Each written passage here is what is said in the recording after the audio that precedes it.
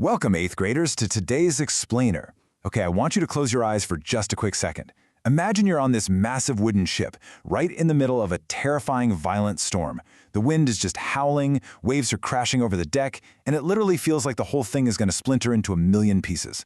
Well, back in 1787, that is exactly what the young United States felt like. We weren't some powerful, unified country yet. We were incredibly fragile and honestly on the verge of completely falling apart.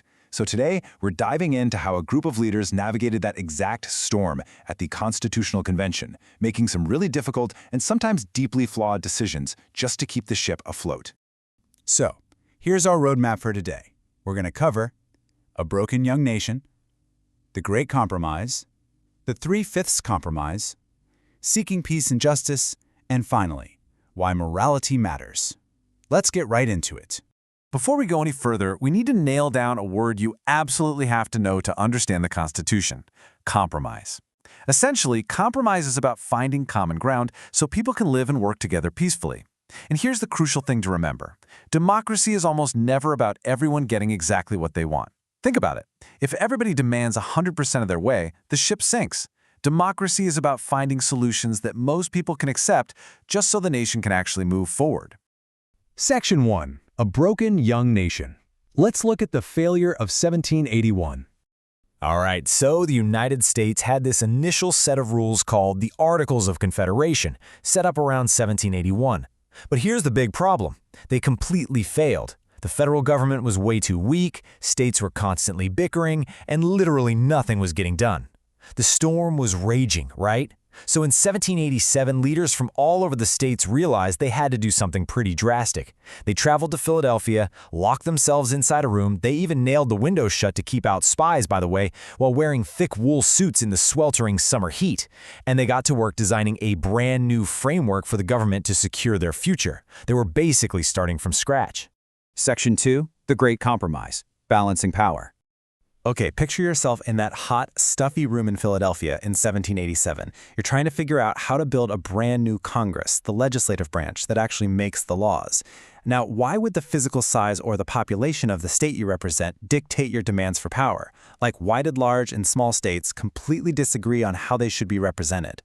Well, on one side, you had the large states. They were like, hey, we have way more people living within our borders, so obviously we should get more votes, more representatives, and more power in the new government. It's only fair. But on the flip side, the small states were terrified. They looked at the big states and said, hold on, if we base everything on population, you're going to outvote us every single time. We'll have absolutely no voice. We demand equal representation for every state, no matter how small. This standoff was intense. I mean, it was a gridlock that threatened to end the entire convention right then and there. So how did they solve it? With what we now call the Great Compromise. Instead of just picking one side's idea, they mashed them together to create a two-part legislative branch. First, they created the House of Representatives, where the rule is representation by population. That was a huge win for the large states. But to balance the whole thing out, they also created the Senate, where the rule is equal representation for all states, and that was a huge win for the small states. The real insight here is balance. You see, the Great Compromise didn't give either side exactly what they wanted, but it created a system of balanced power between states of totally different sizes. It was this brilliant nuance that satisfied both groups just enough to keep them at the table, which allowed them to keep building the nation. Moving on to Section 3, the Three-Fifths Compromise, counting population. Now the delegates had another massive issue to resolve, and this one exposed some deeply tragic divisions.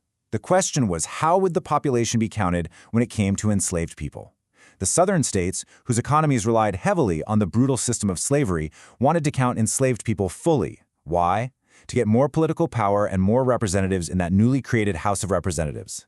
But, hypocritically, they didn't want to count them when it came time to pay federal taxes. The northern states pushed back hard. They opposed counting enslaved people for representation at all, arguing that since the South treated them as property, they shouldn't count toward political power. Once again, the convention was completely stuck. To resolve the immediate political gridlock, they resorted to this decision. They agreed to count each enslaved person as 3/5 of a person. And this mathematical formula was applied to both political representation and taxation. I want to just pause here for a second and ask this really critical question. Why was the Three-Fifths Compromise so deeply controversial? Take a moment to really think about the severe human cost of what was just agreed upon in that room. Yeah, this compromise blatantly highlighted the deep injustices of slavery. It literally counted enslaved people as less than a whole person. It handed Southern states more political power and more seats in Congress, without granting a single right or freedom to those enslaved individuals. From a moral standpoint, this agreement outright denied the human dignity of people made in God's image. Section 4. Seeking peace and justice. The necessity of agreement. So it brings up the question, why were these compromises necessary for the Constitution's approval at all? What would have happened if the delegates from the North or the South, or the large states and the small states, had completely refused to negotiate? Well, the stark historical reality is this. Without compromise, the delegates never would have agreed. The Constitution would never have been ratified, and the fragile young nation would have remained hopelessly divided under those weak Articles of Confederation. It would have completely broken apart. So, despite their serious imperfections and deep moral flaws, these agreements were practically the only way the United States survived its infancy.